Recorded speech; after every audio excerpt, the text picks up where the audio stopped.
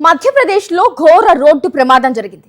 ఈ ఘటనలో 8 మంది కూలీలు ప్రాణాలు కోల్పోగా 32 మంది గాయాల పాలయ్యారు.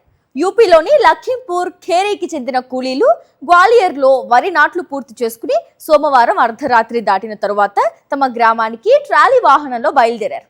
రహదారిపై వెళ్తున్న పశువులను తప్పించబోయి డ్రైవర్ ఎదురుగా వస్తున్న ట్రక్కును ఢీకొట్టాడు. ప్రమాదం ధాటికి కూలీలు ప్రయాణిస్తున్న వాహనం నుజ్జైంది. పలువురు కూలీలు బయటకు ఎగిరిపడగా మరికొందరు అందులోనే చిక్కుకుపోయారు.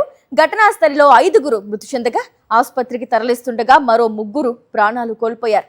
క్షతగాత్రులను సమీప ఆసుపత్రికి తరలించారు.